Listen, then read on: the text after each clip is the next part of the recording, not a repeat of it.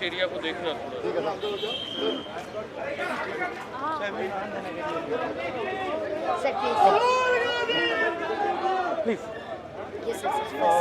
Come. इससे कम दो sir. Sir, you first. You first, sir. भैया प्लीज।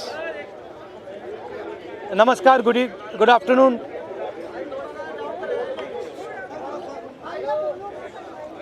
Good afternoon.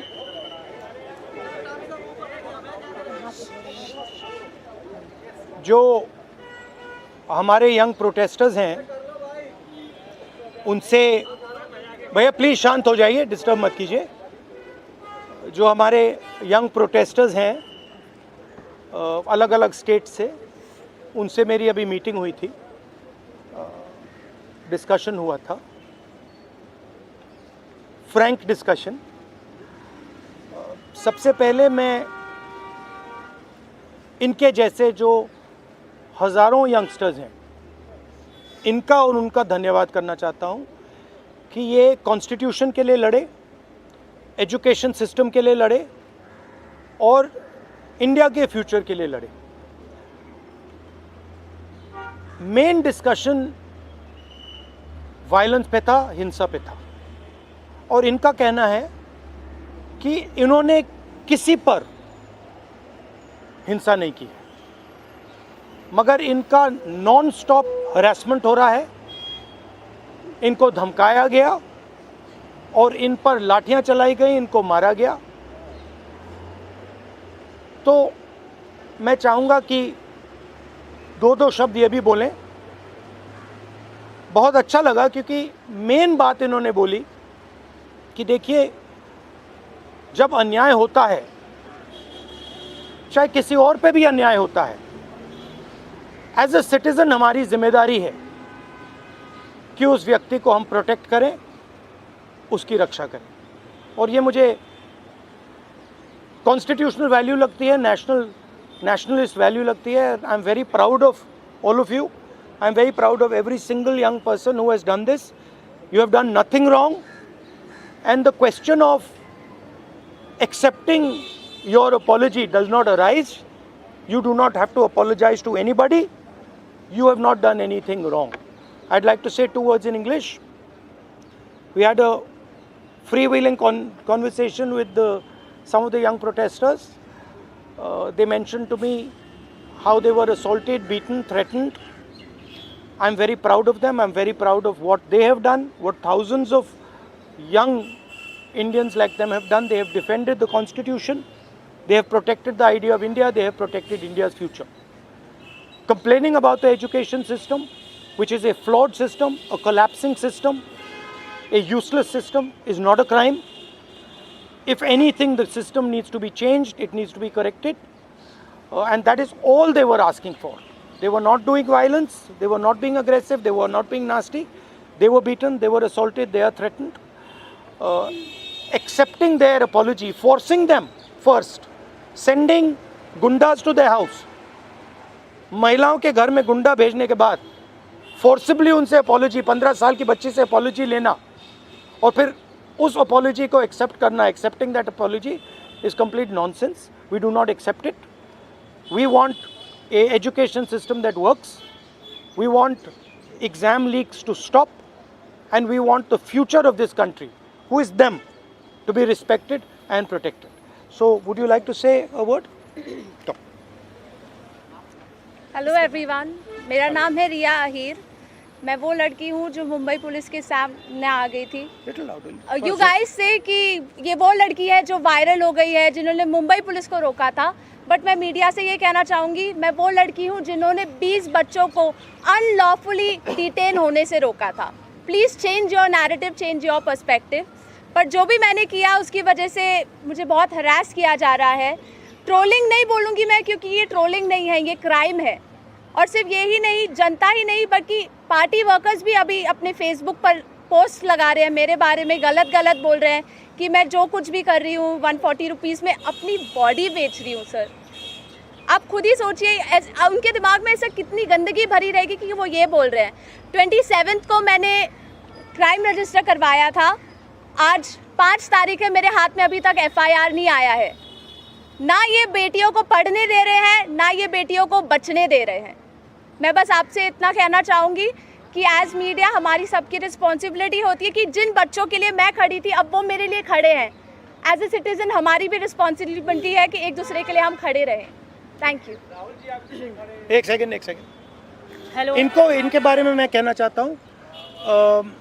इनको पेलेट गन इंजरी हुई थी, ये थोड़ा आपको बताएंगे कि कहा जा रहा है कि पेलेट गन यूज़ नहीं की गई, ये आपको थोड़ा बताएंगे। मेरा नाम नूतन टोप्पो है और मैं झारखंड से बिलोंग करती हूँ। और प्लेट गन मैं अपने आँखों से देखी थी कि हमारे साइड गन पॉइंट किया हुआ था, और जैसे ही मैं मुड़ती हूँ ऐसे पीछे से मुझे गन फायर किया गया। और मुझे पता, अच्छी तरह से पता है, मुझे गन से ही फायर में लगी है, प्लेट गन से ही लगी है, बस मुझे ये पता है। पर जब देश में जंतर मंतर में 20 तारीख और जब अन्याय के खिलाफ हमें खड़ा होने का मौका मिले, हम खड़ा होंगे जरूर। मैं फरहनाज उत्तर प्रदेश से आई हूँ। मैं एज अ ग्रेजुएशन स्टूडेंट हूँ, लेकिन हम जब 20 तारीख को जंतर मंतर पे एकदम पीसफुल होकर प्रोटेस्ट कर रहे थे, ये पुलिस के गुंडे बहुत बुरी तरीके से हमको मारे। इतने बुरा इंजर्ड करने के बाद में ये लोग हम लोगों पे ये बोलते हैं कि अगर आप कार्रवाई करोगे तो हम लोग भी डायरेक्ट कार्रवाई करेंगे।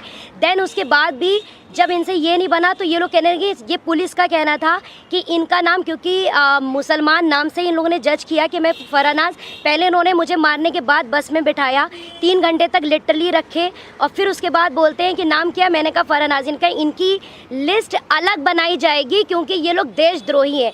तो सर, अगर हम लोग शांति से प्रोटेस्ट कर रहे हैं, क्या हम देशद्रोही हैं? क्योंकि हम लोग नॉर्मल लगा रहे थे वंदे भारत और भारत माता की जय, उसके बावजूद भी हम लोग को मारने के बाद देशद्रोही बोलते। तो ये इन्होंने हमारे साथ किया। उसके साथ साथ सोशल मीडिया पे लगातार आ रहा है कि अरे ये लोग सिर्फ देशद्रोही पना करने गए थे। तो मेरा यही कहना है कि अगर आप लोग इस तरीके से करते रहोगे, लेकिन हम लोग बाज नहीं आएंगे। हम हक के लिए, अपने देश के लिए हमेशा खड़े रहेंगे। जय हिंद, जय भारत। मेरा नाम भरत बानाइत है। मैं नागपुर से आया था, जो जंतर मंतर के लिए प्रोटेस्ट किया था। उस प्रोटेस्ट में मैं 20 जून से था, पर 20 जुलाई को हुआ वाक़या, तो हमने धर्मेंद्र प्रधान के लिए जो इस्तीफ़ा मांगा था, उस इस्तीफ़े के लिए इन्होंने इतना अत्याचार किया, इतनी बर्बरता की। शायद हमने अमित शाह का इस्तीफ़ा मांग लिया होता तो इन्होंने हम पे सीधा गोलियां चला दी होती, बॉर्डर बना दिया होता जंतर मंतर को। मुझे इस तरीके से लगता है, क्योंकि हमने जो सहा है, मैंने खुद कई बच्चों को एम्बुलेंस में डाला जो ब्लीडिंग हो रही थी, उनसे ब्लीडिंग हो रही थी। मैंने उनको डाला तो सामने जाके उनको रोका गया था। उनको रोकने के बाद उनको फिर जिनके सर पे लगी थी उनके पैर तोड़े गए, और जिनके पैर टूटे थे उनके सर फोड़े गए, हाथ तोड़े गए। मतलब इस तरीके का वाक़या हमने देखा, और अभी तक ज़िंदगी में मैंने ये ऐसा दिन कभी मैंने अपने ज़िंदगी में नहीं देखा। और ये मेरे ज़िंदगी का ब्लैक डे था, और ये ज़िंदगी में किसी के नहीं आना चाहिए। इसलिए सबने एक साथ सब खड़े हुए, और जैसे मुझे मारा गया तो लोग मुझे देख के आए। पर अभी हमें लगता है कि उस दिन अगर हम रुकते नहीं जंतर मंतर पे, तो ये लोकतंत्र का आखिरी दिन होता। यही मैं कहना चाहता हूँ। धन्यवाद। हाय एवरीवन, मेरा नाम मुस्कान है। मैं ज़्यादा कुछ नहीं बोलूँगी, मैं बस इतना बताऊँगी that I was one of the peaceful protesters at Delhi Jantar Mantar. मेरा सवाल बस ये है कि जब मैं शांति से चल रही थी तो पुलिस ने मुझे मारा क्यों? आरएएफ ऑफिसर्स ने मेरे ऊपर लाठी क्यों बजाई? और जब ये साफ साफ रूल है कि आप थाई के ऊपर नहीं मार सकते हो और एक मेल ऑफिसर किसी लड़की को नहीं मार सकता, तो एक मेल आरएएफ ऑफिसर ने why did he try to jab a baton into my buttocks? मेरा बस इतना सा सवाल है। और अगर इसके लिए जिसको भी उसने ऑर्डर दिया था, अगर वो आके मुझसे माफ़ी मांग ले तो मुझे भी बहुत खुशी मिल जाएगी। एंड सेकेंडली, क्योंकि मैंने बोला कि मेरा नाम मुस्कान है, मैं एडिशनली ये भी ऐड करना चाहूँगी कि सरनेम मेरी शर्मा है। और ये मैं इसीलिए बता रही हूँ क्योंकि आजकल हर कोई मान के बैठा है कि मैं मुस्लिम हूँ, और इसीलिए मुझे और ज़्यादा गालियाँ मिल रही हैं। And that does not tell anything about me, but that tells a lot about the narrative जो इस कंट्री में अभी सेट हो रहा है कि अगर इसने सरकार के खिलाफ बोल दिया तो ये तो मुस्लिम है, और जैसे ही आप किसी को मुस्लिम बना देते हो समहाउ वो अपने आप ही एंटी नेशनल कैसे बन रहा है। तो हम इस नैरेटिव को बहुत ज़्यादा आजकल फॉलो कर रहे हैं, और ये जितनी भी ट्रोलिंग आजकल हो रही है इंटरनेट पे, जितना भी हरासमेंट हम लोग फेस कर रहे हैं, ये इस कंट्री का नैरेटिव बताता है बहुत साफ साफ। थैंक्स। आप सब लोगों से सवाल है कि आप कह रहे हो इंटिमिडेट किया जा रहा है, आप कह रहे हो डराया जा रहा है, आपकी परीक्षण हो रहा है, even though you are standing here, what makes you standing here? No, but I want to say something else, which is even more powerful. That there are young people who are standing here in front of India's press. But Amit Shah and the Prime Minister don't have the courage to stand here. अगर ये बाहर जाएगा उसके बाद हमें रोज़ और गालियाँ पड़ने वाली हैं, They are क्योंकि Indian. कल को मेरे साथ गलत होगा, मेरे साथ कोई आके खड़ा नहीं होगा अगर आज मैं दूसरों के लिए आवाज़ नहीं उठाऊंगी। और ये ऐसी कंट्री है, टू बी वेरी ऑनेस्ट, जिन लोगों को मेरी सुरक्षा करनी चाहिए उस दिन मैं उन्हीं लोगों से पिट रही हूँ। So as a woman of this country, please tell me where am I suppose to go to for my protection. मुझे बस आप इतना बता दीजिए। Just 1 second. One second. मेरा बस एक सवाल है जो भी ये देख रहा है उनसे, क्या जस्टिस आपको सिर्फ तभी मिल सकता है जब आप कोई कॉन्स्टिट्यूशनल वर्कर हो, या आर्टिकल 14 के हिसाब से जस्टिस सबके लिए इक्वल है? ये मेरा सवाल है। So no, last thing I want to say. 1 second, we're not taking any more questions. Last thing I want to say is that for them to come here, जो आपने बोला, it is an act of courage. It is not easy for them to come here. They are facing harassment, they are facing violence, they are facing torture, and I am very proud that they have the courage to speak so eloquently, so beautifully about what they are feeling. And these are exactly the type of youngsters that this country needs. There's thousands and thousands of them, and I'm extremely proud of what they have done. Final thing, the person who is responsible for this violence, the person who has had the pellet gun fire into this young lady, the person who's had the pellet gun fire into that young man I brought here, the person who has turned the police force against this young lady who's asking for their protection is Mr. Amit Shah, is the Home Minister of India. He does not have the decency to come to Parliament. He does not have the decency or the courage to comment on what has happened. And there's only two possibilities. One, he did not know that this violence was being carried out on the children, in which case he's incompetent. And two, that he ordered the shooting of the pellet gun, he ordered the violence on these children, on these youngsters, which means he is culpable. Either way, he is responsible. Thank you very much, and thank you very much for coming. All the best. Thank you. Protest के बारे में जवाब देना चाहती हूँ। Leave it.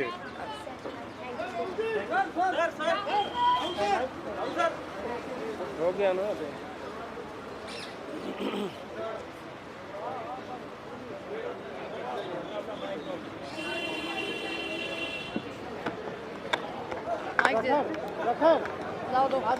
Mic दे दो।